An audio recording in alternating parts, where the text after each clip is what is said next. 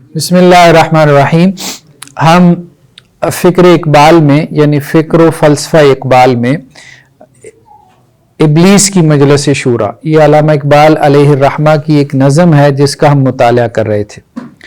Last lecture میں ہم نے اس کے تقریباً نصف سے زائد حصے کا مطالعہ کر رہا تھا. ابلیس کی مجلس شورا جو ہے یہ 1936 میں علامہ مرحوم نے لکھی اور 1938 میں علامہ کی وفات ہو گئی، وہ دنیا سے چلے گئے. تو علامہ اقبال علیہ الرحمہ مطلب سب لوگ جانتے ہیں نا علامہ اقبال کو. اچھا ماشاء اللہ. ہاں میں نے کہا پوری کہانی سنا دوں، بعد میں پتہ چلے کہ اب زلیخا کون تھی. ٹھیک ہے، تو علامہ اقبال کون تھا، بعد میں یہ سوال نہ آ جائے. ٹھیک، تو علامہ اقبال علیہ الرحمہ جو ہے وہ ایک مفکر تھے، پولیٹیکل تھنکر تھے، اور ہمارے پاکستان کے کانٹیکس میں اور خاص طور پہ بر صغیر پاک و ہند کے کانٹیکس میں جو ان کی کنٹریبیوشن ہے اسلام کے حوالے سے وہ ہم سے مخفی نہیں ہے. ٹھیک ہے، تو علامہ اقبال نے اپنی شاعری کے ذریعے سے اپنا پیغام دیا، اپنا میسج دیا، اور علامہ علیہ الرحمہ کی شاعری نے نو ڈاؤٹ اس امت کے اندر اور خاص طور پہ نوجوانوں میں ایک روح پھونکی. اور یہ جو پاکستان آزاد ہوا تو اس میں دو لوگوں کا کردار بہت نمایاں رہا تھا، ایک قائد اعظم محمد علی جناح علیہ الرحمہ اور دوسرے علامہ اقبال علیہ الرحمہ. تو علامہ مرحوم کی جو شاعری ہے اس کی جو معراج ہے وہ ہمیں یہاں پہ نظر آتی ہے. یعنی علامہ نے جو اپنا فکر و فلسفہ دیا شاعری کے ذریعے سے، یعنی دو چیزوں کو جمع کر دیا نا، فلسفے کو اور آرٹ کو جمع کر دیا. یہ بھی بڑا کمال ہے. یعنی فلسفی بہت سے فلاسفر جو ہے وہ اپنی نثر میں بیان کرتے ہیں، لیکن نظم میں اپنی فلسفی کو بیان کرنا یہ مطلب ایک بہت فنی چیز ہے، تکنیکی چیز ہے. تو علامہ علیہ الرحمہ کو اس کا کریڈٹ جاتا ہے. اور ان کی فکر کی جو معراج ہے، یعنی آپ یوں سمجھیں کہ اپنی وفات سے 2 سال پہلے ان کی فکر جہاں پہنچی ہوئی تھی وہ ہم سٹڈی کرتے ہیں ابلیس کی مجلس شورا میں. تو لاسٹ لیکچر کا بس مختصر سے میں خلاصہ بیان کر دوں تاکہ جو سٹوڈنٹس نہیں تھے ان کے لیے ذرا بات سمجھنے میں آسانی رہے. یہ پورا جو سینیریو ہے جس میں علامہ علیہ الرحمہ جو ہے یہ نظم مرتب کر رہے ہیں، کمپائل کر رہے ہیں یا پبلش کر رہے ہیں. ایک جنگ عظیم ہو چکی ہے، فرسٹ ورلڈ وار ہو چکی ہے. جنگ عظیم تو جانتے ہیں نا، دنیا میں بڑے بڑے ممالک کے درمیان جو جنگ جو ہے وہ لڑی گئی. اور دوسری جو جنگ عظیم تھی وہ 1939 میں ہوئی، علامہ اقبال علیہ الرحمہ کی وفات سے 1 سال بعد. لیکن اس کا سٹیج تیار ہو چکا تھا، نظر آ رہا تھا کہ یہ دنیا جو ہے وہ دوبارہ ایک جنگ عظیم کی طرف جا رہی ہے، سیکنڈ ورلڈ وار. اور وہ ہوئی پھر 39 سے لے کے 45 تک، اور اس میں بھی کروڑوں انسان لقمہ اجل بنے. علامہ علیہ الرحمہ نے اس وقت مطلب جو میجر جو کنٹریز تھے مسلمانوں کے، جو بڑے بڑے ممالک تھے، وہ تو انگریزوں نے اپنی کالونیاں بنائی ہوئی تھے. بر صغیر پاک و ہند میں بھی کون تھے یہاں پہ؟ 1936 میں کون تھے یہاں پہ؟ انگریز تھے نا. ٹھیک ہے، ہم ان کے غلام تھے ایک طرح. اور اسی طرح سے اور بہت سارے ممالک مسلمانوں کے وہ ہم دیکھتے ہیں کہ سلطنت عثمانیہ بھی ختم ہو چکی تھی، اور اکثر و بیشتر اسلامی ممالک کے اوپر سیاسی اعتبار سے مغرب کے مختلف ممالک نے غلبہ پا لیا تھا. کہیں پہ جو ہے وہ فرینچ آ گئے تھے، کہیں پہ جو ہے وہ یہ آپ کے جو ہے وہ اٹلی والے آ گئے تھے. ٹھیک ہے، اور کہیں پہ یہ برطانیہ والے آ گئے تھے، اور بعد میں جو ہے وہ امریکہ بھی آتا رہا، کہیں پہ رشین چھا گئے. تو امت مسلمہ کی یہ مطلب صورتحال تھی کہ سیاسی اعتبار سے وہ مغلوب تھی اور بالکل نا امید تھے، مطلب اپنے مستقبل سے، فیوچر سے، غلامی کی زندگی بسر کر رہے تھے. انگریز ہر طرف جو ہے وہ چھائے ہوئے تھے، یورپین جو ممالک تھے. ایسے میں علامہ علیہ الرحمہ نے جو ہے وہ ایک ڈرامائی انداز میں ایک نظم جو ہے وہ پبلش کی، شائع کی، جس میں انہوں نے پوری دنیا کا نقشہ کھینچا اور پوری دنیا میں جو اس وقت سوچیں چل رہی تھیں اور جو دنیا کے جو لیڈرز تھے نمایاں، خاص طور پہ پولیٹیکل لیڈرز تھے، جو فلاسفرز تھے، جن کے پیچھے جو ہے وہ دنیا لگی ہوئی تھی، جو دنیا کو جو ہے تباہی کی دہانے کی طرف لے کے جا رہے تھے، تو ان کی فلسفی کو علامہ علیہ الرحمہ نے جو ہے وہ اس کا تعارف کروایا اور اس کا رد بھی کیا. تو علامہ کی اس مجلس شورا میں مطلب جو علامہ نے بیان کی ہے ابلیس کے حوالے سے، اس میں ہم دیکھتے ہیں ایک تو خود ابلیس ہے، ٹھیک ہے، اور ابلیس کے علاوہ اس کے چیلے ہیں. کوئی 6 کے قریب اس کے مشیر ہیں، ٹھیک ہے، اور وہ مشیر جو ہے وہ ابلیس کے ساتھ گفتگو کرتے ہیں. چونکہ ابلیس نے اللہ سبحانہ و تعالیٰ کو چیلنج کیا تھا کہ یا اللہ میں آپ کے بندوں کو کیا کروں گا، آگے سے پیچھے سے اوپر سے نیچے سے آ کے میں ان کو گمراہ کروں گا، لاقعدن لہم صراطک المستقیم، ان کے لیے سیدھے رستے پہ جو ہے وہ بیٹھوں گا. تو گویا ابلیسی جو نظام ہے علامہ نے اس کا تعارف کروایا کہ ابلیسی نظام کیا ہے اور وہ کس طرح سے کام کر رہا ہے اور ان کا مقصد کیا ہے اور وہ کرنا کیا چاہتے ہیں. تو ابلیس سے تو ہم ڈائریکٹ مل نہیں سکتے، لیکن یہ نظم پڑھنے کے بعد علامہ کی جو ہے وہ فکر اور سوچ اور ان کی جو گہرائی ہے اس کا اندازہ ہوتا ہے، اور خاص طور پہ قرآن کے حوالے سے جو ان کا مطالعہ ہے. اب مختلف جو ہے وہ مشیر آتے ہیں، وہ ابلیس کی شروع میں بڑی تعریف کرتے ہیں. مطلب شروع آغاز ہی اس چیز سے ہوتا ہے اس نظم کا کہ اللہ سبحانہ و تعالیٰ نے اس دنیا کو بنایا تھا، سجایا تھا، تو اب لگتا ہے کہ اس کی بربادی کا وقت آ چکا ہے. یعنی ہم نے جو شر پھیلانا تھا پھیلا دیا، پہلی جنگ عظیم کروا دی، اب دوسری جنگ عظیم بھی ہونے والی ہے، اس کے بعد اس انسان نے یہاں کیا رہ جانا ہے، سب کچھ کھنڈر بن جائے گا. اور وہ ہوا، کروڑوں میں لوگ لقمہ اجل بنے. اب یہی کہا جاتا ہے کہ اب اگر تھرڈ ورلڈ وار ہوئی نا تو پھر انسان پتھر کے زمانے میں پہنچ جائے گا. مطلب اب تو ایٹم بموں سے جو ہے وہ جنگ ہوگی نا، ہائیڈروجن بموں سے ہوگی، ٹھیک ہے، اس کے بعد کچھ بھی نہیں باقی رہ جائے گا، سب کچھ تباہ ہو جائے گا. اور شیطان جو ہے وہ اس پہ خوش ہوتا ہے. ٹھیک ہے، وہی جو فرشتوں نے کہا تھا کہ یا اللہ انسان کو آپ کیوں پیدا کر رہے ہیں اور دنیا میں بھیج رہے ہیں، یہ تو خون ریزی کرے گا. ٹھیک ہے، وہ خون ریزی پہلی جنگ عظیم میں بھی ہوئی، دوسرے میں بھی ہوئی، بلا وجہ کوئی مقصد نہیں ہے، کوئی مقصد حیات نہیں ہے، بس ہماری قوم غالب آ جائے، ہمیں غلبہ حاصل ہو جائے، یہ مقصد تھا. اب اس کے اوپر جو ہے وہ تبصرہ کرتے ہیں مختلف جو ہے وہ مشیر آ کے.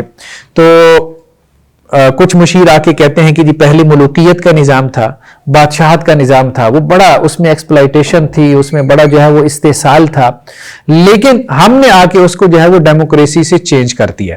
ٹھیک ہے، تو بادشاہوں نے جو ظلم کا نظام قائم کر رکھا تھا، دیکھیں بادشاہ ظاہری بات ہے کہ عموماً ظالم ہی ہوتے تھے، بہت کم بادشاہ ایسے تھے کہ مطلب جسے ہم کہہ سکتے ہیں کہ جی الملک العادل، جس کے بارے میں حدیث میں آتا ہے کہ جی اس کو قیامت والے دن جو ہے وہ عرش کا سایہ نصیب ہوگا. کم ہی ایسے بادشاہ گزرے، اکثر تو ظلم و ستم ہی کرتے تھے. تو وہ جو ہے وہ ایک ابلیس کا چیلا کہتا ہے، وہ یہ کہتا ہے کہ جی پہلے تو بادشاہوں نے خوب ظلم و بربریت کا بازار گرم کیا ہوا تھا، اب بادشاہی نظام تو رخصت ہو رہا ہے. ٹھیک ہے، اب ڈیموکریسی آ رہی ہے، جمہوریت آ رہی ہے، ٹھیک ہے، عوام کی حکومت کی بات ہو رہی ہے. تو ڈیموکریسی آ گئی تو پھر ہم ظلم کیسے پیدا کریں گے؟ یعنی وہ ابلیس کے چیلے ابلیس کو کہہ رہے ہیں کہ ہم نے بادشاہوں کے ذریعے سے ظلم کا ایک پورا نظام، شر کا ایک پورا نظام جو کھڑا کیا ہوا تھا، اس کے لیے چیلنج بن رہا ہے ڈیموکریسی کا نظام، جمہوریت کا نظام. اب اس میں پھر جو ہے وہ آگے بات چلتی ہے، مختلف مشیر اس میں حصہ لیتے ہیں، اور علامہ جو ہے وہ ان مشیروں کے ذریعے سے اپنا موقف بیان کرتے ہیں. جیسے کوئی ناول نگار ہوتا ہے نا، وہ کرداروں کے ذریعے سے اپنا موقف پیش کرتا ہے. ٹھیک ہے، جو ناول کے اندر جن کو وہ پیش کرتا ہے. تو علامہ یہ بتاتے ہیں یا خلاصہ یہ نکالتے ہیں کہ دیکھو ڈیموکریسی جو ہے یہ بیسیکلی بادشاہت کا جو نظام تھا، جو کنگ شپ کا نظام تھا، اس کی ایک دوسری فارم ہے. ٹھیک ہے، مطلب یہاں صرف چہرے بدلیں گے، نظام وہی رہے گا. کیوں؟ کیونکہ بادشاہت میں کیا تھا، اب علامہ نے جو ہے نا دونوں میں کیسے مشابہت کیسے قائم کی. تو علامہ کے شعروں میں آپ کو یہ چیز نظر آئے گی کہ علامہ یہ کہتے ہیں کہ بادشاہت میں کیا تھا کہ بادشاہ کی نظر ہوتی تھی غریب کی کھیتی پہ، کہ غریب کا مال اس نے کیسے جو ہے وہ دبانا ہے، کھانا ہے. ٹھیک ہے، اور وہ مال بادشاہ نے اپنی تجوری میں بھرنا ہے. سارا مال ملک کا بادشاہ کے پاس ہوگا تو ساری طاقت بادشاہ کے پاس. ٹھیک ہے، تو بادشاہ نے اس طرح سے اپنا ظلم کا نظام قائم کر رکھا تھا. تو اب اس کے بعد جمہوریت آ گئی، کیپٹلزم آ گیا، سرمایہ داری آ گئی. تو سرمایہ دار نے بادشاہ کی جگہ لے لی. اب سرمایہ دار کی نظر غریب کی جیب پہ ہے، جتنے پیسے ہیں ساری دنیا کی ویلتھ ہمارے پاس آ جائے، دولت ہمارے پاس آئے تو اب ہمارے پیچھے پیچھے آؤ.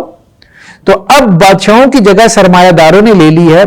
بات صرف یہی ہے، وہی ظلم و ستم کا نظام. پہلے بادشاہ کی نظر جو غریب کی جیب پر ہوتی تھی، اب سرمایہ دار کی نظر جو ہے وہ غریب کی جیب پر ہے. پہلے بادشاہ جو ہے وہ بادشاہ ہوتا تھا، ٹھیک ہے، جس کے سر پہ تاج ہوتا تھا. اب جو ہے وہ سرمایہ دار جو ہے وہ بادشاہ کی جگہ لے چکا ہے. اور انسان بڑا سمجھ رہا ہے کہ یار بادشاہوں کی غلامی سے ہمیں آزادی مل گئی ہے. بس فرق صرف اتنا پڑا ہے کہ غلاموں نے اپنا مالک تبدیل کر لیا. ٹھیک ہے، اور وہ یہ سمجھ رہے ہیں کہ ہمیں آزادی مل گئی ہے، آزادی نہیں ملی. آزادی نہیں ملی. اب اس پہ جو ہے وہ جمہوریت پہ تبصرہ ہو گیا. تو اب انہوں نے کہا یار جمہوریت تو خطرہ نہیں ہے, جمہوریت تو ہمارے لیے خطرہ نہیں ہے, ہمارے شر کے نظام کے لیے, ظلم کے نظام کے لیے. اب اور کیا, اچھا وہ کمیونسٹ اٹھ کھڑا ہوا ہے, وہ جو کارل مارکس ہے, وہ تو کہتا ہے یار دولت جو ہے نا نہ بادشاہ کے پاس ہونی چاہیے نہ سرمایہ دار کے پاس ہونی چاہیے, جتنی دولت ہے نا غریبوں میں تقسیم کر دو.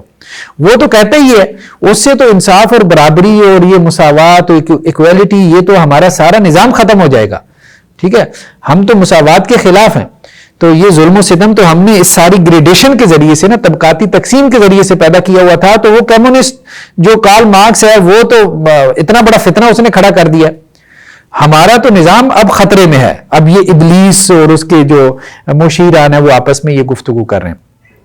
تو اس پہ جو ہے جو پھر آگے بحث آگے چلتی ہے, تو اس پہ وہ یہ کہتا ہے کہ نہیں ایسی بات نہیں ہے کہ ہمارا نظام خطرے میں ہے. اس سے پہلے بھی یہ کمیونزم آیا تھا, مزدکی منطق کی بات آئی ہے, مزدکیت کی بات آئی ہے 5ویں صدی عیسوی میں, بہت پرانی بات ہے.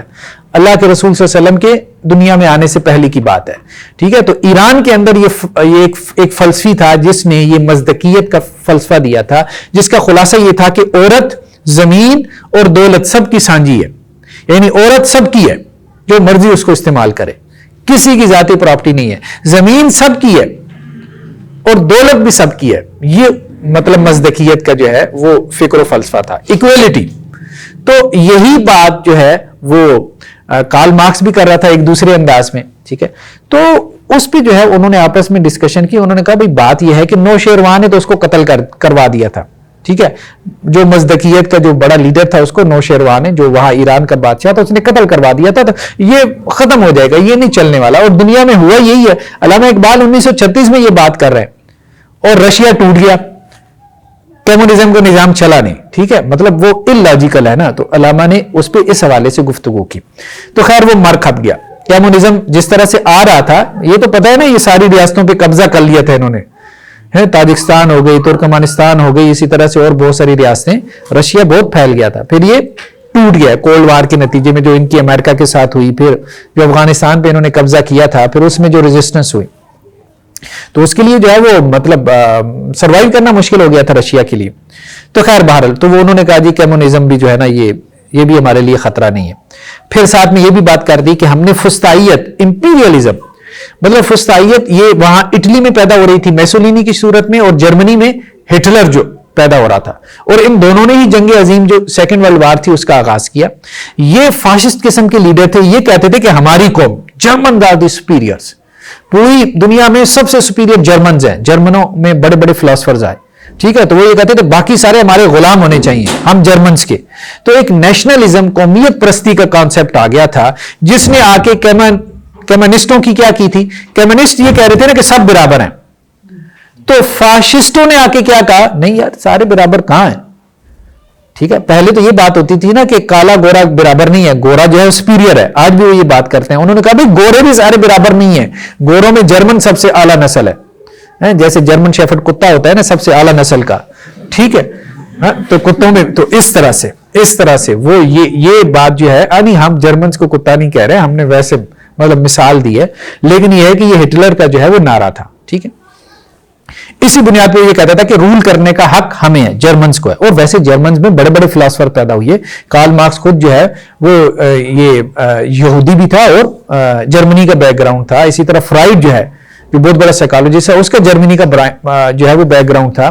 اسی طرح سے آئنسٹائن کا جو ہے وہ بھی آپ کو بیک گراؤنڈ جو ہے وہ یہودی اور جرمنی کا مل جائے گا. بڑے بڑے سائنسٹسٹ جو ہے جرمنوں نے بڑا دماغ پیدا کیا, اس لیے ان کا دماغ بھی خراب ہو گیا. ٹھیک ہے, نیتشے جو ہے بہت بڑا فلاسفر ہے, وہ جرمنی کا تھا. خیر, اب آخر میں آ کے جو ہے نا ابلیس جو ہے یہ کہتا ہے یار نہ تو بادشاہت سے ہمیں کوئی خطرہ ہے. ٹھیک ہے, اس کی تو سارے کسبل نکال کے رکھ دیے نا, ساری دنیا اس کے خلاف ہو گئی ہے.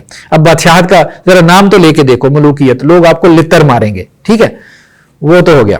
دوسرا جو ہے وہ ہمارے پاس آ گیا سرمایہ داری. سرمایہ داری بھی ہمارا اپنا نظام ہے جو ہم نے انسانوں کو پڑھایا ہے, یعنی خون چوسنے کا, غریبوں کا خون چوسنے کا ایک بڑا مہذب طریقہ ہے. سوٹڈ بوٹڈ انداز میں آپ جو ہے, پہلے کسائی ہوتے تھے تو آپ مطلب اب نہیں نام لیتے کون ہوتے ہیں. ٹھیک ہے, دوسرا جو ہے سرمایہ داری پہ بھی تبصرہ ہو گیا. تیسرا کمیونسٹوں سے بھی ہمیں کوئی خطرہ نہیں ہے, ٹھیک ہے. یہ پریشان جو ہے دماغ، ان کو سمجھ ہی نہیں کوئی آ رہی، گلی کوچوں میں پھرنے والے، یہ ہمارا نظام کیسے گرا سکتے ہیں؟ فاشسٹ تو ویسے ہی تباہی پھرنے کی طرف جا رہے ہیں. ٹھیک ہے. ہاں، اب ابلیس تبصرہ کرتا ہے، مطلب اپنے مشیروں کی باتیں سن کے. اصل میں مشیر جو ہے نا، مجلس شورا لگی ہوئی ہے، اور مشیر جو ہے یہ کہہ رہے ہیں کہ ہمارا کام تھا شر کا نظام قائم کرنا، وہ ہم نے کھڑا تو کر دیا ہے، یار خطرہ تو نہیں ہے کوئی اس کو؟ یہ جو شر کا نظام ہم نے چلا دیا اور پوری دنیا کو پیچھے لگایا ہوا ہے، اس کو کہیں خطرہ تو نہیں ہے؟ دیکھیں بات یہ ہے کہ وہ مستقبل کی سوچ رہے ہیں. ابلیس اور اس کے مشیر، جیسے حدیثوں میں بھی آتا ہے نا کہ وہ سمندر کے اوپر تخت لگا کے بیٹھتا ہے، ساری دنیا میں چیلے بھیجتا ہے، مسند احمد کی روایت ہے، وہ واپس آتے ہیں، اس کو رپورٹ کرتے ہیں، جو جتنا شر پھیلا کے آتا ہے اس کو وہ اٹھ کے گلے لگاتا ہے، اس نے کوئی کام کیا ہے. ٹھیک ہے.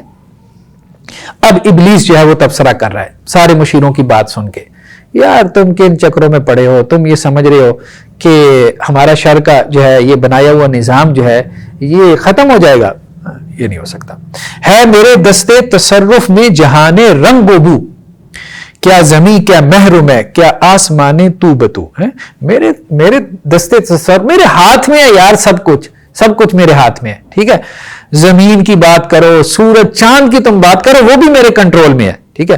اور بلکہ میں تو کہتا ہوں یہ آسمان جو تہ در تہ ہیں یہ بھی میرے کنٹرول میں ہے. تکبر دیکھیں نا اس کا، آسمانوں پہ بھی میری بات چل رہی ہے. دیکھ لیں گے اپنی آنکھوں سے تماشائے غرب و شرق، میں نے جب گرما دیا اقوام یورپ کا لہو. یعنی مشرق اور مغرب کے درمیان جو اب ایک تماشا میں لگانے والا ہوں نا، یورپ کی مختلف اقوام کا لہو گرم کر کے. ٹھیک ہے. سیکنڈ ورلڈ وار کے لیے سٹیج تیار ہو چکی تھی، تو اب جو تماشا لگنے والا ہے، یعنی علامہ اقبال علیہ الرحمہ اس طرف اشارہ کر رہے ہیں کہ دوسری جنگ عظیم ہونے والی ہے، اور اس کے لیے سٹیج کس نے تیار کیا؟ شیطان نے. وہ تو چاہتا ہے کہ انسان کی آدم کی ذریت ہے، میں اس کا دشمن ہوں، لڑیں مریں، ایک دوسرے کی گردنیں کاٹیں، خون نکالیں، اور وہ اس پہ خوش ہوتا ہے. کس کی وجہ سے مجھے اللہ نے جو ہے وہ اپنے دربار سے نکالا تھا؟ یا اللہ یہ دیکھ میں نے اس کے ساتھ کیا کیا ہے. کیا امامان سیاست، کیا کلیسا کے شیوخ، سب کو دیوانہ بنا سکتی ہے میری ایک ہو. امامان سیاست سے مراد کیا؟ Political leaders. اس وقت بڑے بڑے تھے، میسولینی، ہٹلر، بڑے بڑے لیڈرز تھے. اور کلیسا کے شیوخ مطلب یہ تمہارے پادری اور مطلب سینٹ، اور اسی طرح سے تمہارے پوپ اور بڑے بڑے مفتی اعظم ہیں، فلانا. اس وقت بھی مفتی اعظم ہوا کرتے تھے. سب کو دیوانہ بنا سکتی ہے. میں نے ایک آواز لگانی ہے، یہ بیچارے سارے سادہ لو ٹھیک ہے میرے پیچھے دوڑتے چلے آئیں گے. کارگاہ شیشہ جو ناداں سمجھتا ہے اسے توڑ کر دیکھے تو اس تہذیب کے جاموں سبو. شیشے کا کارخانہ ہے. لوگ سمجھتے ہیں کہ یہ مغربی تہذیب بڑی ترقی کر رہی ہے، ایسے جیسے شیشہ، صاف شفاف شیشے کے برتن جیسے تیار ہو رہے ہیں، یہ لوگوں کو لگتا ہے. بھائی کبھی ان برتنوں کو ذرا توڑ کے ٹھوک بجا کے تو دیکھو، یہ سراہی اور اس کے جو جام ہے جو تمہیں شیشے کے لگ رہے ہیں، ذرا ٹھوک بجا کے دیکھو شیشہ ہے بھی کہ نہیں ہے. ٹھیک ہے. دست فطرت نے کیا جن گریبانوں کو چاک، مزدکی منطق کی سوزن سے نہیں ہوتے رفو. مطلب یہ ہے کہ گریبان جو چاک ہو چکا ہے نا، ٹھیک ہے، سوزن کسے کہتے ہیں؟ سوئی. اب مزدکی منطق سے جو ہے مطلب کیمانسٹوں کی جو فکر اور فلسفہ ہے ان کی سوچ سے آپ یہ جو ہم نے ان کے گریبان چاک کر دیے ہیں، ٹھیک ہے، ان کی قمیضیں جو ہم نے پھاڑ دی ہیں، ٹھیک ہے، وہ اب مزدکی منطق والے اور کیمونسٹ آ کے یہ مطلب اپنی سوئی دھاگے سے جو ہے یہ قمیضیں جو ہے وہ سیئیں گے دوبارہ. نہیں، یہ بھائی نہیں ہونے والا. کب ڈرا سکتے ہیں مجھ کو اشتراکی کوچہ گرد، یہ پریشان روزگار آشفتہ مغز آشفتہ ہو. اشتراکی کوچہ گرد یہ کمیونسٹ کیا ہے؟ چلے قسم کے بے وقوف، سٹوپڈ، ایڈیٹ، گلیوں میں پھرنے والے. یہ ہمارے نظام کے لیے چیلنج ہے. وہ کوئی عقل مت کو ہاتھ مارو. مطلب یہ کیا کر سکتے ہیں؟ یہ ہمارا کچھ بھی نہیں بگاڑ سکتے. کمیونسٹوں سے، کمیونزم سے ہمیں کیا خطرہ ہے؟ کوئی خطرہ نہیں. ٹھیک ہے، یہ کچھ بھی نہیں کر سکتے. ہے اگر مجھ کو خطر کوئی تو اس امت سے ہے. ہاں یہ ہے مجھے، یہ امت مسلمہ. مجھے نہ کمیونسٹوں سے خطرہ ہے کہ وہ ہمارا ظلم کا نظام ختم کر سکتے ہیں، دنیا میں کوئی مساوات یا جسٹس لا سکتے ہیں، نہ مجھے جو ہے وہ سرمایہ داروں سے ہے. وہ یہ سارے جو ہے وہ ظالم کی مدد کرنے میں لگے ہوئے ہیں. یہ تو خود ظالم ہے. یہ تو ظلم کا نظام کرنے میں ہمارے چیلے چانٹے ہیں. ٹھیک ہے. ہاں ہمیں اگر کوئی خطرہ ہے کہ جو ہمارے نظام کے لیے، شر کے اور ظلم کے نظام کے لیے اگر کوئی چیلنج بن سکتا ہے دنیا میں تو وہ یہ امت ہے جس کی خاکستر میں ہے اب تک شرار آرزو. اور اس کی وجہ یہ ہے کہ ان کی اندر سے جو امید ہے نا وہ ختم نہیں ہوتی. میں نے بڑی کوشش کی ہے، بڑی ایفرٹ کی ہے ان کی میں امید مار دوں، یہ جان چھوڑ دیں، یہ نا امیدیں ہو جائیں کہ کچھ نہیں ہو سکتا، لیکن اس کے باوجود ان میں کوئی کھڑا ہو جاتا ہے. ہر کچھ عرصے کے بعد ایک کھڑا ہو جاتا ہے ایک نئی امید کے ساتھ، ایک نئی ہوپ کے ساتھ کہ میں نے امت کو جو ہے وہ پھر کھڑا کرنا ہے، میں نے ریوائول کرنا ہے، میں نے رینیسنس کرنا ہے، میں نے اے آئی علوم کرنا ہے. یہ نہیں مر رہا ہے، یہ جو ہے نا یہ نا امید نہیں ہو رہا ہے. ہم نے ان کے ساتھ جو برا ہو سکتا تھا برا کر لیا، ان کو ہم نے ڈھا دیا، گرا دیا، اتنی مرتبہ گرا دیا، ٹھیک ہے، لیکن اس کے باوجود دوبارہ کھڑے ہو جاتے ہیں، دوبارہ کھڑے ہو جاتے ہیں. تو ان کی خاکستر میں یعنی بجھی ہوئی آگ ہے، آگ بالکل بجھی ہوئی ہے، لیکن یہ امید لگائے بیٹھے ہیں کہ بھئی چنگاری جو ہے وہ کھڑی ہوگی، سارا جنگل جو ہے وہ اس کو جلا کے راکھ کر دے گی. یہ امید لگائے بیٹھے ہیں، یعنی سب کچھ راکھ کا ڈھیر بن گیا ان کا. آدھی سے زیادہ مسلم ورلڈ اس وقت کیا تھی؟ غلامی میں گزر بسر. اس وقت میں بات کر رہے ہیں، کچھ بھی نہیں تھا اس وقت بھی جو ہے وہ امید کے چراغ روشن کیے بیٹھے تھے. انسان تو ویسے ہی نا امیدہ ہو جاتا ہے، تھوڑا سا گر جائے تو انسان نا امیدہ ہو جاتا ہے. خال خال اس قوم میں اب تک نظر آتے ہیں وہ کرتے ہیں اشک سحر گائی سے جو ظالم وضو. ابھی بھی ایسے ہیں اس امت میں، ایسے ہیں جو رات کو سحری کے وقت میں، تہجد کے وقت میں اٹھتے ہیں اور اپنے آنسوؤں سے وضو کرتے. جب تک ایسے لوگ ہیں اس امت میں ہمیں اصل میں ان سے ڈرنے کی ضرورت ہے. تو ویسے خیر علامہ علیہ رحمہ کے بارے میں بھی جن لوگوں نے ان کی سوانح وغیرہ لکھی ہے، ایک صاحب نے اس کا تذکرہ کیا ہے کہ میں جب بادشاہی مسجد میں جاتا تھا فجر کی نماز کے لیے تو میں یہ دیکھتا تھا کہ جب میں نماز کے لیے انٹر ہو رہا ہوتا تھا تو میں پہلا شخص ہوتا تھا، جلدی چلا جاتا تھا. تو ایک شخص وہاں پہ جیسے نقاب اوڑے اور وہاں بڑا زار و قطار رو رہا ہوتا تھا، اور جیسے ہی میں وہاں داخل ہوتا تھا تو وہ وہاں سے اٹھ کے چلا جاتا تھا. تو ایک دن میری ان سے ملاقات ہوئی اور وہ علامہ علیہ رحمہ تھے. یہ کسی سوانح نگار نے مطلب اپنا واقعہ بیان کیا. خیر بہرحال جانتا ہے جس پہ روشن باطن ایام ہے، مزدقیت فتنہ فردا نہیں اسلام ہے. بھائی جو دنیا کو جانتا ہے نا اچھے سے میرے جیسا، اسے پتا ہے یہ کمیونسٹ یہ نہیں ہے، یہ خطرہ نہیں ہے ہمارے لیے. بھائی ہمارے لیے خطرہ اسلام ہے، ہمارے ابلیسی نظام کے لیے خطرہ اسلامی نظام ہے. لیکن وہ کہتا ہے کہ خطرہ تو تم جہاں خطرہ دیکھ رہے ہو نا وہاں خطرہ ہے نہیں. ٹھیک ہے، اپنے چیلوں کو کہہ رہا ہے جہاں خطرہ ہے وہ میں نے تمہیں بتا دیا. ٹھیک ہے، وہ یہ امت ہے. لیکن ایک پازیٹو چیز کیا ہے اس امت کے بارے میں، ہمارے لیے پازیٹو چیز کیا ہے؟ ابلیس کہہ رہا ہے اپنے بارے میں، وہ کیا؟ جانتا ہوں میں یہ امت حامل قرآن نہیں ہے، وہی سرمایہ داری بندے مومن کا دی. بس قرآن اب ان کے پاس نہیں رہ گیا. مطلب جس طرح سے قرآن کے ساتھ ان کا تعلق ہونا چاہیے تھا، قرآن پڑھتے پڑھاتے، قرآن کو سمجھتے، قرآن کو عام کرتے، اب نہیں. وہی سرمایہ داری، مطلب پیسے روپے پیسے میں بھی یہ امت لگی ہوئی ہے. تو یہ بیسیکلی اب ہیں سرمایہ داری، ٹھیک ہے، پیسوں کے پجاری ہیں. ٹھیک ہے، لیکن چونکہ قرآن ہے یہ نہ ہو کہ کبھی قرآن کے ساتھ ان کا تعلق جڑ جائے اور قرآن کو یہ سمجھ جائیں تو قرآن نے تو ان کو کھڑا کر دینا ہے. یہ ایک خطرہ ہے. لیکن فی الحال قرآن کی طرف ان کی نظر نہیں گئی، قرآن کے ساتھ ان کا تعلق استوار نہیں ہوا، ورنہ تو قرآن ان کے لیے ایمان کا جنریٹر بن جانا ہے. جانتا ہوں میں کہ مشرق کی اندھیری رات میں بے ید بیضا ہے پیران حرم کی آستیں. مجھے یہ بھی پتا ہے جتنی ریلیجس لیڈرشپ ہے اس امت کی، جتنے بڑے بڑے ٹھیک ہے مختلف مسالے کے بڑی بڑی جو لیڈرز ہیں وہ کیا ہیں؟ بے ید بیضا ہیں. حضرت موسیٰ علیہ السلام جو ہے نا بغل میں ہاتھ ڈالتے تھے نا تو نکالتے تھے تو کیا ہو جاتا تھا؟ سفید ہو جاتا تھا. اس کو ید بیضا کہتے تھے، سفید ہاتھ، یعنی معجزہ تھا. ٹھیک ہے، معجزہ تھا. تو وہ یہ کہہ رہا ہے کہ دیکھو بات یہ ہے، یہ سارے جو ہے جو ان کی ریلیجس لیڈرشپ ہے، جنہوں نے قرآن سے ان کا تعلق قائم کرنا ہے، جنہیں قرآن کا کچھ پتا ہے یا جو قرآن پڑھتے پڑھاتے ہیں، ان کے پاس بھی دکھانے کو کچھ نہیں ہے. کچھ بھی نہیں ہے، ان کی نہ کوئی پرسنالٹی ہے، نہ ان کی کوئی شخصیت ہے. ان کو دے کے یا ان کے قریب لائے کے تو لوگ اسلام سے اور دور ہو جائیں، لوگ قرآن سے اور دور ہو جائیں کہ یہ کیا پروڈکٹ ہے. ٹھیک ہے، مطلب مذہبی لیڈرشپ جو ہے وہ ایسی ہے، اپنے اخلاقی اعتبار سے اتنی گراوٹ کا شکار ہے کہ بے ید بیضا ہے پیران حرم کی آستین. یہ جو پیران حرم ہے، ٹھیک ہے، ان کے پاس کوئی دکھانے کو ہے ہی نہیں. امت بھائی دکھانا پڑتا ہے، کیا دکھائیں گے آپ؟ اپنا کردار دکھائیں گے، اپنا اخلاق دکھائیں گے، لوگ آپ کی طرف آئیں گے. ٹھیک ہے، تو وہ تو ہے ہی کوئی نہیں. ریلیجس لیڈرشپ میں کہاں ہے؟ عجیب سے عجیب جو ہے وہ نمونہ ہر دوسرے دن دیکھنے کو ملتا ہے. عصر حاضر کے تقاضاؤں سے ہے لیکن یہ خوف، ہو نہ جائے آشکارا شرع پیغمبر کہیں. ہاں، وہ یہ کہتا ہے ریلیجس لیڈر، ایک تو یہ ہے کہ قرآن سے تو امت کا تعلق ہو ہی نہیں سکتا.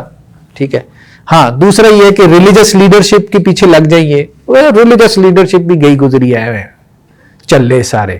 ٹھیک ہے، ہاں، ایک کام اور ہے جس کا مجھے جو ہے وہ ڈر ہے، اندیشہ ہے. وہ کیا ہے؟ عصر حاضر کے تقاضاؤں سے لیکن یہ ہے خوف. یعنی عصر حاضر کا تقاضا کیا ہے؟ عصر حاضر میں ہو یہ رہا ہے کہ لوگ جو ہے نا نظام ٹیسٹ کر رہے ہیں. ٹھیک ہے، لوگوں نے کہا جی بادشاہت جو ہے نا وہ استحصالی نظام ہے، کیا کرو جمہوریت لے آؤ. پھر جب جمہوریت کے ثمرات دے کے او یار کمیونزم لے آؤ، پھر کمیونزم کے بعد چلو جی فاشزم لے آؤ. تو لوگ ٹیسٹ کر رہے ہیں. ٹھیک ہے، اور ہر نظام سے مایوس ہو رہا ہے. تو یہ مایوس ہوتے ہوتے کہیں یہاں نہ پہنچ جائے او یار ایک بار اسلام نے بھی دیکھ لو.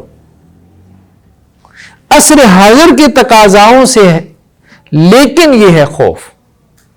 مطلب مغرب والے جو یہ ٹیسٹنگ میں لگے ہوئے ہیں، کہیں ان کے دماغ میں یہ بات نہ آ جائے کہ یار ایک دفعہ اسلام کو بھی دیکھ لیتے ہیں.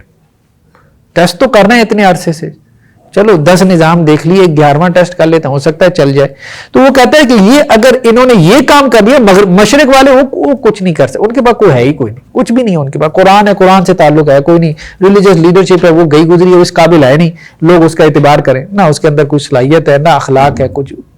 ہاں، یہ مغرب والے یہ باصلاحیت لوگ ہیں، یہ دنیا پہ چھا رہے ہیں. ٹھیک ہے، چھا تو رہے تھے، ظاہری بات ہے، لڑ مر رہے تھے. تو آج بھی ٹیکنالوجی کی وجہ سے چھائی ہوئی ہیں، سپر پاور ہوئی ہیں. وہ کہیں ٹیسٹ کرتے کرتے اسلام تک نہ پہنچ جائے، یہ ایک مجھے ڈر اور خوف ہے. عصر حاضر کے تقاضاؤں سے ہے لیکن یہ خوف، ہو نہ جائے آشکارا شرع پیغمبر کہیں. یعنی ان پہ پیغمبر علیہ السلام کا جو طریقہ ہے وہ کہیں ان پہ نہ کھل جائے اور وہ اس پہ قائل نہ ہو جائے. الحذر آئین پیغمبر سے 100 بار الحذر، حافظ ناموس سے زن مرد آزما مرد آفری. ہے پیغمبر کا طریقہ، یار اس سے بچ کے رہنا ہے، پیغمبر کے طریقے سے بچ کے رہنا ہے. کیونکہ وہ عورت کی حفاظت کرتا ہے اور مرد کو اس قابل بناتا ہے کہ وہ دنیا کا نظام چلائے. ٹھیک ہے، وہ مرد کو جو ہے وہ لیڈنگ پوزیشن میں لے کے آتا ہے. تو اس نے اس طرح سے دونوں کے دائرہ کار کی جو ہے وہ تقسیم کی ہے، اور وہ جس اعتبار سے پیغمبر کے طریقے نے تقسیم کی ہے اس سے دنیا کا جب نظام چلے گا تو ان کے سارے مسائل حل ہو جائیں گے. مسائل حل ہو جائیں گے تو ہمارا نظام گر جائے گا. موت کا پیغام ہر نوع غلامی کے لیے، نے کوئی فور و خاکاں نے فقیر رہ نشیں. یعنی پیغمبر کا جو لایا ہوا دین ہے اگر وہ نافذ ہو گیا، وہ نظام نافذ ہو گیا، پھر تو ہر قسم کی غلامی ختم ہو جائے گی. اور ہم نے تو غلامی کی وجہ سے سارا ظلم و ستم کا بازار گرم کر رکھا ہے. ٹھیک ہے، مطلب وہ غلامی تو ختم ہو گئی نا، وہ جو فزیکل غلامی ہوتی تھی. اب تو انٹلیکچوئل غلامی ہے نا، گھر بیٹھے فکری اغوا ہو رہا ہے، جسے فکری اغوا کہتے ہیں. بچے آپ کے جو ہے وہ کیا کر رہے ہیں، وہ انڈین کے کارٹون دیکھ رہے ہیں تو وہ اردو سے زیادہ تو سنسکرت کے الفاظ ان کو آتے ہیں. ٹھیک ہے، فکری اغوا ہو چکا ہے، بچہ آپ کا رہا ہی نہیں. تو ہر قسم کی غلامی ختم ہو جائے گی دین اسلام کے آنے سے. کوئی فخور و خاکاں نہیں رہ جائے گا. چین کے بادشاہوں کا لقب ہے، ترکمانستان کے بادشاہوں کا جو ہے وہ لقب ہے. تو کرتا ہے دولت کو ہر آلودگی سے پاک و صاف، منعموں کو مال و دولت کا بناتا ہے امی. دولت کا جو ایک منصفانہ نظام ہے، دولت کی ایک منصفانہ تقسیم ہے. دیکھیں نا سارا ظلم کیسے پیدا ہو رہا ہے. ابھی آپ نے سوشل میڈیا ٹویٹر پہ دیکھا ہوگا، بلوچستان وغیرہ میں لوگ آٹے کی لائنوں میں لگے ہیں. ایک بندے کی ڈیتھ ہو گئی، آٹا لینے کے لیے آٹا نہیں مل رہا، پیسوں کا لے رہے ہیں، ہزار کے نوٹ پکڑے ہیں، لوگ زخمی پھر رہے ہیں، خون نکل رہا ہے. ٹھیک ہے، تو یہ طبقاتی تقسیم سے سارا ظلم پیدا ہوتا ہے، طبقاتی تقسیم سے۔ افریقہ میں آپ دیکھیں کتنے لوگ بھوکوں مر جاتے ہیں، ٹھیک ہے، قحط کی وجہ سے مر جاتے ہیں۔ ابھی سیلاب آیا آپ کا 40% آف پاکستان جو ہے وہ سیلاب کے پانی میں ڈوب گیا، لوگوں کے گھر سارا کچھ ہے۔ ابھی پاکستان ڈیفالٹ ہونے کے قریب ہے۔ یہ سب کیا ہے؟ ٹھیک ہے، یہ سب ہماری معاشیات، اکنامک سسٹم ہے جس کی وجہ سے سارا ظلم پیدا ہو رہا ہے۔ امریکہ نے رشیا کو کس طرح سے گرایا؟ اسی طرح سے گرایا نا، پابندیاں لگا کے۔ چائنا اور امریکہ کی بار اب کیا ہے، ایک دوسرے کے اوپر اکنامک کیا کرتے ہیں، پابندیاں لگا دیتے ہیں، معاشی پابندیاں لگاتے ہیں، اسی طرح سے لڑ مر رہے ہیں۔ تو اس وقت تو ساری گیم ہی معاش کی چل رہی ہے۔ جس کے پاس پیسہ ہے، ٹھیک ہے، وہ سپر پاور ہے، اور جس کے پاس پیسہ نہیں ہے وہ بھوکوں مرے گا۔ ٹھیک، تو یہ دولت کی جو منصفانہ تقسیم ہے یہ اسلام سکھاتا ہے۔ منصفانہ تقسیم، ہر کسی کو جو ہے وہ اس کا حصہ ملے، اور دنیا سے اسی طرح سے ظلم کا جو ہے وہ خاتمہ ہوگا جب دولت کی منصفانہ تقسیم ہوگی۔ ٹھیک ہے، اسلام کا نظام جو ہے جسٹس کے اوپر قائم ہے۔ دیکھیں بات یہ ہے کہ ہم جب اسلام کے نظام کی بات کرتے ہیں نا، ہم سب سے پہلے کہتے ہیں کہ جی ہاتھ کاٹ دیں گے، کوڑے ماریں گے۔ بھائی وہ حدود تو ہیں، وہ ایک بہت محدود تصور ہے اسلامی نظام کا، حدود کا جو نظام ہے، ٹھیک ہے، وہ ایک محدود تصور ہے۔ اصل کیا ہے؟ نظام اسلامی سے مراد جسٹس کا نظام، عدل کا نظام۔ یعنی ایک لفظ میں اگر آپ بیان کریں اسلامی نظام کیا ہے، ظلم کا خاتمہ، ظلم نہیں رہے گا، ٹھیک ہے، کسی بھی قسم کا ظلم ہو۔ اب آپ دیکھیں نا، بندہ جو ہے ابھی ایک صاحب، اس کی ویڈیوز کے 2 ملین پلس ویوز جو ہے وہ پہنچ گئے تھے۔ کیا ہوا؟ 2 ملین پلس جو ہے یہاں جوہر ٹاؤن، وہ بتا رہا تھا، تاجر تھا، 2 ملین سے زیادہ روپیہ جو ہے وہ اپنے گھر کے سامنے رکا ہے، بینک سے لے کے گھر آیا ہے، گاڑی باہر گیٹ کے سامنے کھڑا تھا، اور آئے ہیں ایک گاڑی والے اور بڑی بڑی گنے نکالی ہیں اور اس سے لے گئے، اور وہ بیچارہ 1 ہفتے سے وہ پیچھے دوڑی جا رہا ہے۔ پتہ نہیں کتنی مشکل سے اس نے جو ہے وہ FIR کٹوائی، اور پھر اس کے بعد وہ بتا رہا ہے کہ جی کیا ہو رہا ہے میرے ساتھ، کیا ڈرامے ہو رہے ہیں۔ کبھی سیف سٹی جو ہے وہ وہاں آپ چلے جائیں، ان کے کیمروں میں دیکھیں، یہ کرے، وہ کہتا ہے میں خود ہی اپنا انویسٹیگیشن آفیسر بناؤں، ٹھیک ہے، اور ملنا نہیں ملنا اللہ بہتر جانتا ہے۔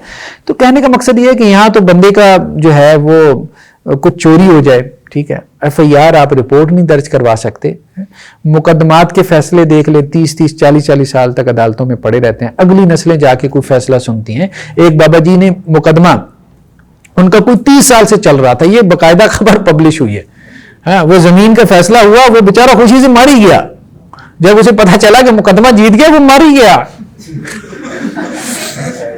یہ صورتحال ہے۔ ویسے وہ زندہ تھا بیچارہ، وہ 30 سال سے، یعنی اسے امید ہی نہیں تھی کہ کچھ ہونے والا ہے، 30 سال سے پیسے لگائے جا رہا ہے، جب اسے پتا چلا تو اسے یقین ہی نہیں آیا، اسے ہارٹ اٹیک ہو گیا۔ یہ صورتحال ہے ہمارے عدالتی نظام کی۔ تو یہ ہے اصل میں نظام جسٹس کا، عدل کا۔ جب بھی آپ بتائیں، لوگوں کو تعارف کروائیں تو بتائیں بھائی عدل کا نظام ہے۔ اب سب سے پہلے ظلم کا خاتمہ ہوگا۔ جس معاشرے میں ظلم ہے، کرپشن ہے، تو وہ اسلامی نظام نہیں ہو سکتا ہے۔ اسلامی نظام صرف یہ نہیں ہے کہ 4-5 حدیں نافذ کر دیں، ٹھیک ہے، وہ تو اس کا ایک محدود پورشن ہے۔ تو حضرت عمر رضی اللہ عنہ کے زمانے میں ملتا ہے نا کہ قحط سالی کے دور میں انہوں نے حد کیا کر دی تھی، ساکت کر دی تھی، قطعی ید کی حد، ہاتھ کاٹنے کی حد ساکت، قحط سالی کے دور۔ او بھائی پہلے لوگوں کو کھانے کو تو دو، کھانے کو ہی نہیں مل رہا، ایک بندہ جو ہے اس کو آٹا نہیں مل رہا، پیسے پکڑے کھڑا ہے اور اس کو آٹا نہیں مل رہا، ٹھیک ہے، آٹا لینے کے لیے جو ہے وہ بیچارہ اپنی جان سے جاتا ہے۔ تو ایسے میں ہم کیا حدیں نافذ کریں، کیا حدیں نافذ کریں؟ بے حیائی کا بازار گرم کیا ہوا ہے، ایک کلک کے اوپر جو ہے وہ دنیا جہان کی بے حیائی موجود ہے، ٹھیک ہے۔ ایک صاحب جو ہے وہ بتا رہے تھے کہ جی وہ فلاں سڑک اس کے اوپر ہے، وہ عورتیں کھڑی ہوتی ہیں، کیا صرف 150 روپے، 150 روپے میں عورت دستیاب ہے، مجھے بتائیں اس میں کیا حدیں آپ نافذ کریں گے؟ پہلے آپ اس کو ختم کریں، معاشرے کی آپ اصلاح کریں۔ اس سے بڑھ کر اور کیا فکر و عمل کا انقلاب، بادشاہوں کی نہیں اللہ کی ہے یہ زمین۔ اسلام یہی کہتا ہے بھائی اللہ کی زمین ہے، مالک کون ہے؟ اللہ ہے۔ انسان کیا ہے؟ انسان اس کا امانت دار ہے، انسان کو اللہ نے امین بنایا، اصل مالک اللہ ہے۔ قرآن میں آتا ہے نا وَلِلَّهِ مِيرَاثُ السَّمَاوَاتِ وَالْأَرْضِ، بھائی تمہارا کیا ہے؟ اصل وراثت کس کی ہے؟ اللہ کی ہے۔ سب کچھ جو تم نے چھوڑ کے جانا ہے وہ اللہ کا ہے، ٹھیک ہے۔ تو باقی اللہ نے تمہیں امین بنایا ہے، تو جو امین ہوتا ہے کسی چیز کا، تو وہ جس نے اس کو امین بنایا ہے اس کے مطابق اس چیز کو استعمال کرتا ہے نا۔ تو بس یہ کانسیپٹ ہے جو اسلام نے ہمیں دیا. بھائی مال اصل میں اللہ کا ہے, اللہ نے تمہیں دیا ہے, تم امین ہو تو اس کے حکم کے مطابق تم نے استعمال کرنا ہے. تو اس سے بڑا کیا فکر و عمل کا انقلاب ہو سکتا ہے کہ انسان امانت دار ہے بھائی, مالک نہیں ہے, مالک نہیں ہے. وہ کہتے ہیں جی مالک ہے, تو جب مالک ہے تو مالک جو مرضی کرے. بھائی میری دولت ہے میں جو مرضی کروں, یہی کہتا ہے نا. او بھائی میرا پیسہ ہے میں جو مرضی کروں. تو اسلام نے یہ تو سمجھایا تیرا نہیں ہے بھائی, تیرا نہیں ہے, اللہ کا دیا ہوا ہے. تو اس کو علامہ اقبال کہہ رہے ہیں کہ یہ فکر و عمل کا انقلاب ہے. چشم عالم سے رہے پوشیدہ یہ آئیں تو خوب, یہ غنیمت ہے کہ خود مومن ہے محروم یقین. کہتا ہے اصل میں بات یہ ہے کہ دنیا کو ابھی نہیں پتا کہ یہ اسلام ہے. مطلب انہیں تو یہی پتا ہے کہ اسلام یہ طالبان ہے یا داعش ہے, ٹھیک ہے.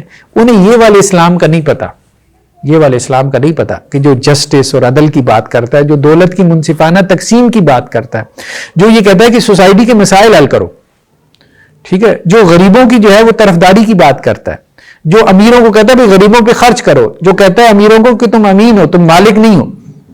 اس اسلام کا نہیں پتا ان کو. اچھی بات ہے کہ مغرب والوں کو نہیں پتا, پتا چل گیا تو وہ اس کو آزمانے بیٹھ جائیں گے.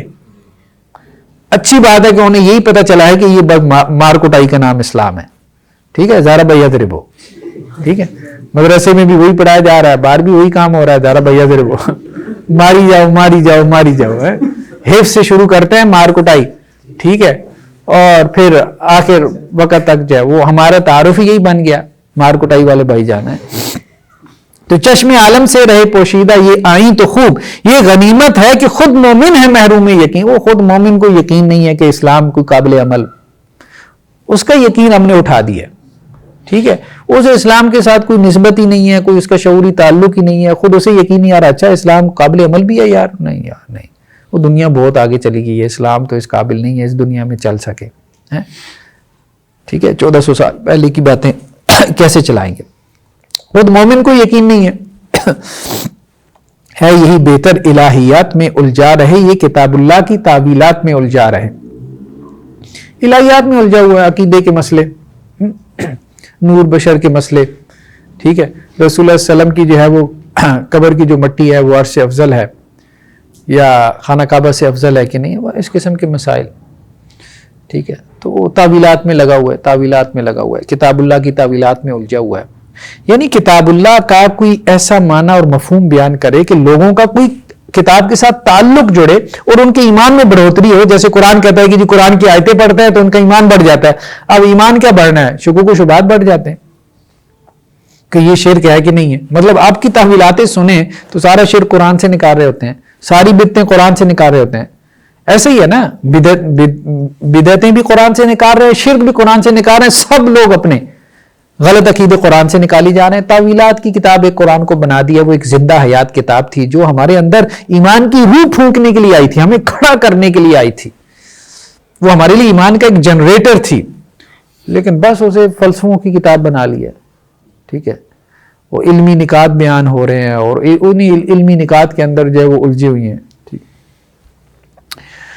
توڑ ڈالی جس کی تکبیریں طلسم شش جہاد, ہو نہ روشن اس خدا اندیش کی تاریک رات. کہتے ہیں کہ جو خدا اندیش ان میں ہے, کوئی تھوڑے بہت ان میں ہیں ابھی اس امت میں نا, جنہیں کوئی خدا ودا کا پتہ ہے, ٹھیک ہے, اپنے دین کا پتہ ہے, یا انہیں احساس ہے کہ یار یہ ہمارے دین میں یہ سب کچھ ہے. ٹھیک, اللہ کرے جو ہے نا اس کا جادو نہ چلے. یہ ایسے لوگ جو خال خال ہے, جو سحری کے وقت میں وضو بھی کرتے ہیں, کچھ شعور بھی ہے اور لگے ہوئے ہیں اپنی اپنی جگہ پہ, ان کی امید بھی نہیں ختم ہو رہی. اللہ کرے ان کا جادو نہ چلے. ٹھیک ہے, باقی جو ہے وہ یہ جو تعبیلات والے ہیں یہ چھائے رہے تو ہمارا کاروبار ٹھیک ہے. یہ ریلیجس لیڈرشپ جو ہے نا یہ تعبیلات میں پڑی ہوئی ہے, امت کو الجھایا ہوا ہے, چھوٹے چھوٹے مسائل میں ہے, قوا حلال ہے یا حرام ہے, طوطا حلال ہے یا حرام ہے. ٹھیک ہے, سوئی کے ناکے سے اونٹ گزر جائے گا کہ نہیں گزرے گا. ٹھیک ہے, وہ سے ایسے مسائل آپ کو جو ہے وہ مل جائیں گے. ابن مریم مر گیا یا زندہ جاوید ہے, ہیں صفات ذات حق حق سے جدا یا عین ذات. یہ اس وقت کے مسائل تھے جن میں علماء ہمارے الجھے ہوئے تھے. تو علماء کہہ رہے ہیں پوری دنیا نے تمہیں غلام بنایا ہوا ہے, یہ نہیں سوچتے کہ ہم غلامی کی زندگی بسر کر رہے ہیں, یا انگریز آ کے 100 سال سے بیٹھا ہے اور بجائے اس کے کہ کوئی سیاسی رول پلے کرو، اپنی امت کو جو ہے وہ غلامی سے نکالو، ریلیجس لیڈرشپ کر کیا رہے ہیں؟ ابن مریم مر گیا یا زندہ ہے؟ اس پہ بحث ہو رہی ہے کہ حضرت عیسیٰ ابن مریم حیات ہیں یا فوت ہو گئے. یہ ڈیبیٹ چل رہی تھی نا. کچھ مسلمان یہ کہہ رہے تھے کہ جی فوت ہو گیا پھر اللہ نے اٹھا لیا، میجورٹی یہ کہہ رہی تھی کہ زندہ اٹھا لیا. ٹھیک ہے. ہیں صفات ذات حق سے جدا یا عین ذات؟ صفات جو ہے وہ عین ذات ہیں یا ذات سے علیحدہ ہیں؟ یار ان مسائل کے بارے میں اللہ نے نہیں پوچھنا. وہ تم کروڑوں میں ہو، تمہیں غلام بنا کے وہ کھا گئے. 1000 سال تم نے یہاں بر صغیر پاک و ہند میں حکومت کی ہے اور وہ آئے اور چھا گیا تمہارے اوپر. غدار تمہارے اندر موجود ہیں. ٹھیک ہے. سارے خزانے نکال کے برطانیہ وہاں لے گئے، تمہاری کتابیں اٹھا کے لے کے جا رہے ہیں اور تم اس پہ بحث کر رہے ہو. یار اس وقت اٹھ کھڑے ہو، لڑو مرو، آزادی حاصل کرو. تو یہ علامہ اس وقت جو ہے وہ بات کریں کہ کن بحثوں میں الجھی ہے ہماری لیڈرشپ. اس وقت یہ بحثیں کرنے کی نہیں ہے. ٹھیک ہے. آنے والے سے مسیح ناصری مقصود ہے یا مجدد جس میں ہو فرزند مریم کی صفات؟ یعنی جو آنے والا ہے جس کی حدیثوں میں خبر ہے وہ مسیح ناصری ہے، حضرت عیسیٰ ابن مریم ہے، وہ ناصرہ کے تھے نا، ناصرہ کی بستی کے تھے، یا وہ کوئی مجدد ہوگا، ریفارمر ہوگا جس میں مسیح علیہ السلام کی خصوصیات ہوں گی. یہ بھی ایک ڈیبیٹ ہو رہی تھی. ہے کلام اللہ کے الفاظ حادث یا قدیم؟ امت مرحوم کی ہے کس عقیدے میں نجات؟ کلام اللہ کو کوئی کہہ رہے تھے اس کے الفاظ حادث ہیں، کوئی کہہ رہا تھا قدیم ہیں. اب کون بھائی نجات پائے گا؟ اس کو چھوڑو، یہاں انگریزوں سے نجات حاصل کرو جو تمہارے سر پہ کھڑے ہیں. یہ کام پہلے کر لو پھر اس کے بعد کچھ کر لینا ہے. کیا مسلمان کے لیے کافی نہیں اس دور میں یہ الہیات کے ترشے ہوئے لات و منات؟ الہیات کے ترشے یہ لات و منات ہیں بس، اور کچھ بھی نہیں ہے. یہ فکر، یہ بحثیں، اللہ نے اس بارے میں سوال ہی نہیں کرنا. وہ سیدھے سادے سوالات جو قرآن اور حدیث میں آ گئے تھے اس کے پیچھے چل ہی نہیں رہے، اس کے پیچھے چلی، اس پہ امت کو لا ہی نہیں رہے، کھڑا ہی نہیں کر رہے اس کے اوپر امت کو، اور ایسی باتوں میں الجھا دیا ہے کہ جن باتوں کا کوئی تعلق ہی نہیں ہے. جو ایک خاص طبقے کی باتیں تھیں، ٹھیک ہے، وہ عوام الناس میں لا کے اس کو پبلک کر دیے. تم اسے بیگانہ رکھو عالم کردار سے، تا بساتی زندگی میں اس کے سب مہرے ہمات. عالم کردار سے، کردار اگر اس کے اندر کردار آ گیا نا تو یہ پیچھے لگا لے گا.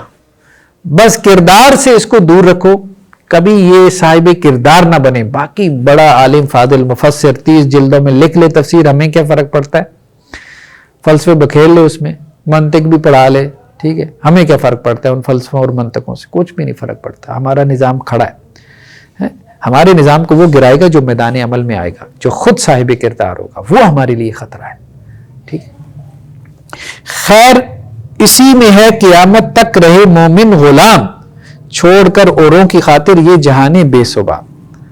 مومن جو ہے وہ قیامت تک غلام رہے، مطلب فکری غلام ہے نا، ہمارا فکری غلام ہے. وہ الہیات میں الجھا ہوا ہے، تھیالوجی، کچھ مسائل کے اندر، انہی مسائل کو اس نے جو ہے وہ اپنی اصل بنا لیا. اب جیسے دیکھیں ہمارے ہاں بدقسمتی کہنا چاہیے اس کو، بدقسمتی. اب جو ہے منہجی مسائل جس طرح سے ہو، کیا ان مسائل میں الجھے ہیں، کل دین اس کو بنایا ہوا اور کچھ نہیں پتا، باقی سب ہضم، اونٹ ہضم، سور کتا خنزیر سب ہضم ہے. ٹھیک ہے. وہ چھوٹے چھوٹے مسائل کے اندر پڑے ہیں. وہ عباسی خلیفہ تھا، اس کو کسی نے کہا، بلکہ وہ عباسی خلیفہ نے کسی فقیہ سے پوچھا، اسے کہتا ہے کہ اگر میرے کپڑوں پہ مچھر بیٹھ جائے اور اس مچھر کو میں ایسے کر کے ماروں، اس کے خون کا دھبا میرے کپڑوں پہ لگ جائے اور اس میں نے نماز پڑھ لی ہو تو میری نماز ہو جائے گی. تو وہ فقیہ اسے کہنے لگا، مطلب حضرت کچھ اس طرف بھی غور کریں، آپ کو اس دھبے کی فکر ہے. وہ اتنے بنو امیہ کے پورا خاندان آپ لوگوں نے اس کے ساتھ جو کیا ہے، جو قتل و غارت آپ نے کی ہے، تو یہ کیا تھا نا انہوں نے. ابو العباس صفا کو دیکھیں، مطلب ان کی لاشیں جو ہے وہ گھوڑوں کے پیچھے باندھ کے دوڑائیں، اور مطلب جو کچھ کر سکتے تھے، مطلب صرف مارا نہیں ہے، وہ کہتے ہیں تذلیل کی، تحقیر کی ہے. چند ایک جو رہ گئے تھے وہ بھاگ گئے اسپین میں، اور وہاں جا کے اندلس میں انہوں نے پھر جا کے اپنی سلطنت قائم کی. تو وہ جو ان کے چھوٹے چھوٹے بچے تم نے مار دیے، اسی طرح سے کرتے تھے نا، پھر کوئی بھی نہیں چھوڑتے تھے. چلو جو تمہارے مقابلے میں تھے وہ تو آئے، تو آئے، پورا خاندان مار دینا یار، عورتیں مار دینا، بچے مار دینا، کہاں سے؟ تو وہ جو تم نے مارے ہیں اس پہ تمہیں سوال نہیں پیدا ہوا کہ یار میری نماز ہو جاتی ہے بندہ مار کے. ٹھیک ہے. تو بندہ مار کے نماز ہو جاتی ہے، ہاں مچھر کا خون لگ جائے تو ہوتی ہے کہ نہیں. یہی کام ہو رہا ہے. حضرت عیسیٰ علیہ السلام نے یہودیوں پہ یہی تنقید کی تھی کہ مچھر چھانتے ہیں چموچے اونٹ نکل جاتے ہیں. یعنی چھوٹے چھوٹے مسئلے لے کے بیٹھی ہوئی ہیں اور بڑے بڑے ہضم کیے جا رہے ہیں. اللہ کے رسول صلی اللہ علیہ وسلم نے کیا کہا کہ ایک مسلمان کی تحقیر نہیں کرتا. تحقیر دبا کے کریں گے، تذلیل دبا کے کریں گے سوشل میڈیا کے اوپر ایک مسلمان عالم دین کو. ٹھیک ہے جس کی حرمت میں کوئی اختلاف نہیں ہے، اور چھوٹے چھوٹے مسئلے مچھر چھان رہے ہیں، سموچے اونٹ نکلے جا رہے ہیں، کوئی پرواہ ہی نہیں ہے ان حدیثوں کی کہ اللہ کے وسلم نے کہا کہ مفلس کون ہے بھائی؟ مفلس وہ ہے میری امت کا جس نے اس کو لان تان کی، اس کو برا بلا کہا. تو یہ صورتحال ہے. اور یہ علماء کو دیکھ لیں، وہ منہج کے مسائل کے نام پہ جو لان تان سب جائز کیا ہوا ہے. ٹھیک ہے، جو گالی دے سکتے ہیں آپ نے اس کو جائز کیا ہوا ہے. تو یہ صورتحال ہے. یہ کیا ہے؟ چھوڑ کر اوروں کی خاطر یہ غلامی ہے. وہ اس شیطان نے بس سمجھا دیا بس یہی دین ہے، بس اس نے سمجھ لیا کہ بس یہی دین ہے. حالانکہ سیدھا سادہ دین جس کو وہ خود مانتا ہے اس کی تعویلیں کر رکھی ہیں اس نے. ہے وہی شعر و تصوف اس کے حق میں خوب تر، جو چھپا دے اس کی آنکھوں سے تماشائے حیات. اس کو شعر میں تصوف میں لگا دو، صوفی بنا دو، شاعری میں لگا دو. اس کو کردار کا بندہ نہ رہے، کردار کا میدان عمل کا بندہ نہ رہے. میدان عمل میں بھی آئے تو بس اب اعتراض کرو یار منہج کے مطابق کام نہیں ہو رہا ہے، تاکہ جو کام کر رہا ہے نا یہ بھی چھوڑ دے. مطلب جو کام کرتا ہے بس یہ منہج کے مطابق. بھائی تم کچھ کر دو، پھر تو منہج کے مطابق بھائی یہی کام ہے کہ جو کام کر رہا ہے اس کی ٹانگ کھینچنا شروع کر دو. ٹھیک، تو یہ کام ہمارے ہاں بدقسمتی سے اب دین کے نام پر ہو رہا ہے. اب اس سے دین کیا پھیلے گا؟ اس سے شیطان کو کیا جو ہے وہ آپ کہہ لیں کہ جی ڈر اور خوف ہے کہ جی شیطانی اور ابلیسی نظام جو ہے وہ اس سے کوئی ڈر اور خوف رکھتا ہے. تو اب اس بات کو سمجھنے کی ضرورت ہے. یہ علامہ علیہ الرحمہ کی فکر ہے کہ ہمارے ہاں جو ریلیجس لیڈرشپ ہے نا اس کے یہ مسائل ہے کہ اس نے لایانی مسائل کے اندر لوگوں کو الجھا دیا ہے، اور امت کے اصل مسائل جو اصل مسائل ہیں بس اس میں کیا ہوتا ہے صرف واویلا ہو جاتا ہے. سوشل میڈیا پہ جی کشمیر میں بڑا ظلم ہو رہا ہے، برما میں بڑا ظلم ہو گیا، فلسطین میں بڑا ظلم ہو گیا، ٹھیک ہے، شام میں بڑا ظلم ہو گیا، افغانستان میں بڑا ظلم ہوا ہے. بس ایک پوسٹ لگ گئی، اکٹھے ہو کے ایک بیان جاری ہو گیا. ٹھیک ہے، جو اصل مسائل ہیں اس پہ کوئی بات ہی نہیں ہو رہی، اس کے لیے کوئی لاہے عمل ہی نہیں ہے، اس کے لیے کوئی جو ہے وہ اسٹریٹجی ہی نہیں ہے. ہاں یہ ہے کہ آپس میں بس الجھے رہے. مطلب اب آپ دیکھیں نا کہ کافروں سے یا جو سری دشمن ہے اللہ کے دین کے، ٹھیک ہے، جنہوں نے اللہ کے دین کے خلاف جنگ چھیڑی ہے، ان کے بارے میں کچھ بھی نہیں کہنا، مڑ جڑ کے آ کے مسلمانوں کو لان تان شروع کر دینی. مسلمانوں میں سے جو کام کر رہے ہیں ان کے خلاف اپنی تلواریں نیزے جو ہے وہ نکال لینا. یہ شروع سے ایسے لوگ رہے، اور ہماری ریلیجس لیڈرشپ یہی کام کر رہی ہے. آپس میں ایک دوسرے کے خلاف تلواریں نکال کے بیٹھے ہیں، نیزے نکال کے بیٹھے ہیں. یار چار بندے تو دین کا کام کر رہے ہیں، چاروں ہی آپس میں لڑنا شروع ہو جائیں کیا فائدہ؟ اور یہی ہو رہا ہے. کرنے والے کتنے؟ چار بندے، اور چاروں ہی آپس میں لڑ رہے ہیں اور ایک دوسرے پہ تبصرہ کر رہے ہیں، اور ان کی کل دنیا وہی ہے. اور یہ نہیں سوچتے کہ وہ 96 جو باہر بیٹھا ہوا ہے یار اس کی طرف ہم جائیں اور اس کو کوئی کھڑا کریں، کوئی پازیٹیو کام کریں سوسائٹی میں، معاشرے میں جا کے. ہر نفس ڈرتا ہوں اس امت کی بیداری سے میں، ہے حقیقت جس کے دی کی احتساب کائنات. میں ڈرتا رہتا ہوں کہ یہ امت کہیں کھڑی نہ ہو جائے، کوئی انہیں صحیح سبق نہ پڑھا دے، کوئی انہیں صحیح رستہ نہ جو ہے وہ بتلا دے. مست رکھو ذکر و فکر صبح گائی میں سے، پختہ تر کر دو مزاج خانقائی میں سے. بس مزاج خانقائی میں، مزاج خانقائی کیا ہے؟ اپنے کام میں لگے رہو، اللہ اللہ کرتے رہو یار، اپنے کام سے کام رکھو. دنیا میں کیا ہو رہا ہے بس اس کو چھوڑ دو. ظلم ہوتا رہے. آپ نے جو ہے وہ تنقید، مطلب انتہائیں ہیں نا، اب یہ بھی انتہائیں ہیں. ایک دوسری انتہا پیدا ہو گئی ہے کہ آپ نے بولنا ہی نہیں ہے. بھائی ممبر پہ آپ یہ بھی نہیں کہہ سکتے کہ حکمران نے غلط کہا ہے، ٹھیک ہے، یہ بھی نہیں کہہ سکتے. تو پھر کیا کریں گے یار؟ آپ کچھ بھی نہیں کریں گے. پھر آپ بیٹھ کے اللہ اللہ ہی کریں گے، اور وہ اللہ اللہ کریں گے تو پھر شیطانی نظام ہی غالب ہوگا. پھر کیا ہوگا؟ وہ تو کام کر رہا ہے، اور آپ نے کہا کہ جی ہم کام اس لیے نہیں کر سکتے کہ منہج کے خلاف ہے. ٹھیک ہے، ظلم کے خلاف بات کرنا یہ منہج کے خلاف ہے. نہیں ایسے. وہ ٹھیک ہے کہ وہ ایک دوسری ایکسٹریمزم ہے کہ جو زیادہ ایکٹیوسٹ ہو جاتے ہیں، ٹھیک ہے، اور ملیٹنسی کی طرف چلے جاتے ہیں، ٹھیک ہے، عسکریت کی طرف چلے جاتے ہیں. وہ بھی فتنہ اور فساد برپا کرتے ہیں جہاد کے نام پہ، ٹھیک ہے. لیکن دوسری طرف یہ ہے کہ بات ہی نہیں کرنی، آپ نے بات ہی نہیں کرنی، بس چپ کر کے جو ہے گونگے شیطان بن کے بیٹھے رہو، کچھ کرنا ہی نہیں ہے.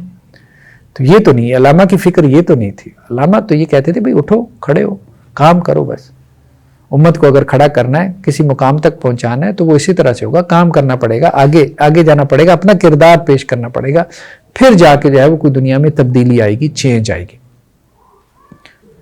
جزاکم اللہ خیرہ جی. آج پھر اتنا ہی کافی ہے. تو اس کو جو ہے نا وہ اپنا ابلیس کی مجلس شورا کو اس کو ضرور جو ہے وہ اپنے حرص جان بنائے. السلام علیکم ورحمۃ اللہ. زندگی شعور سے، الحکمہ انٹرنیشنل.